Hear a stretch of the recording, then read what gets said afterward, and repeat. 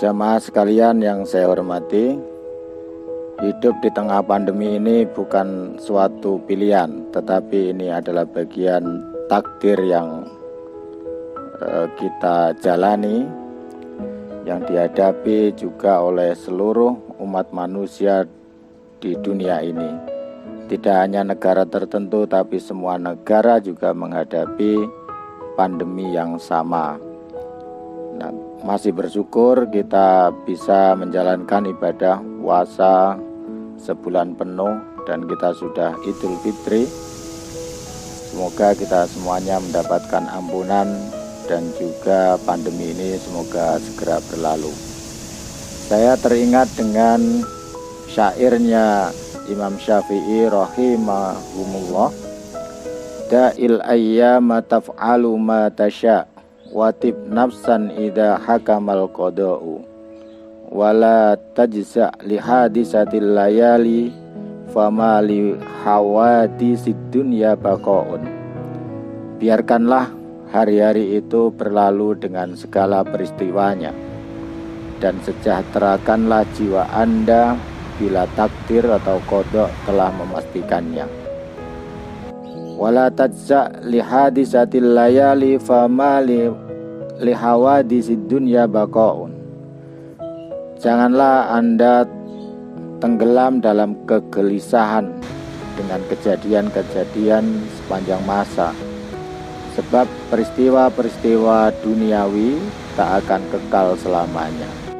Saya kira ini syair yang baik untuk memotivasi kita semuanya untuk semangat keluar dari pandemi, seperti yang disampaikan oleh Imam Syafi'i rahimahumullah. Lalu apa yang perlu kita lakukan?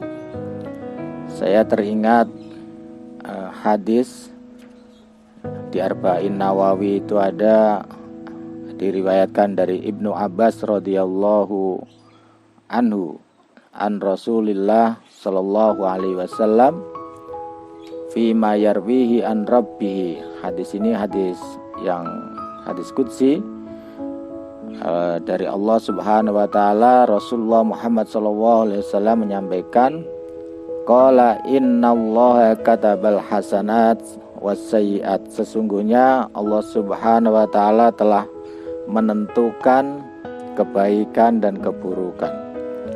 Tsumma bayyana dzalika, dan juga Allah telah menerangkan tentang sisi baik dan buruk. Nah, tentu kebaikan dan keburukan juga diterangkan di dalam kitabullah maupun di dalam sunnahnya Nabi Muhammad SAW. Faman hamma bihasanatin falam ya'malha katabahallahu indahu hasanah. Barang siapa yang ingin atau punya rencana mengerjakan kebaikan, falam ya'malha, dan belum dikerjakan, katabahallahu indahu hasanah kamilah, maka Allah tetap akan menulis kebaikan itu.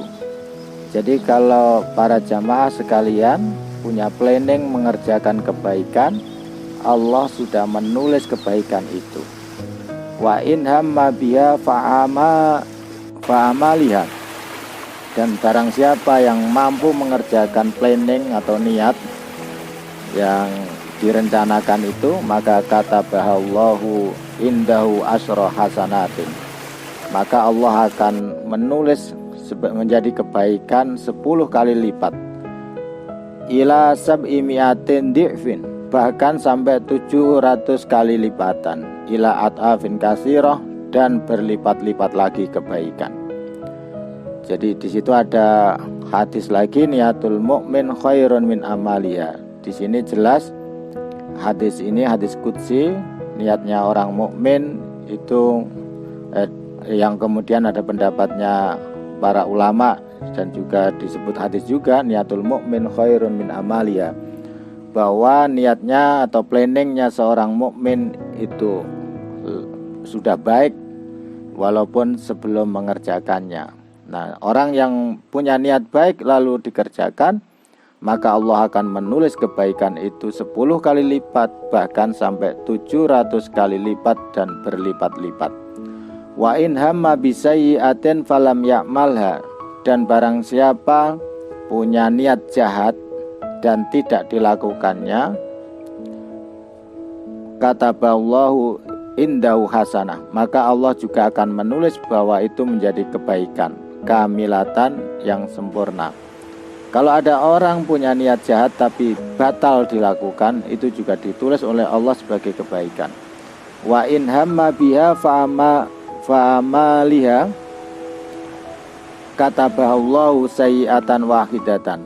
Tapi barang siapa punya niat jahat lalu dikerjakan, maka Allah akan menulis sebagai satu keburukan. Nah, ini memang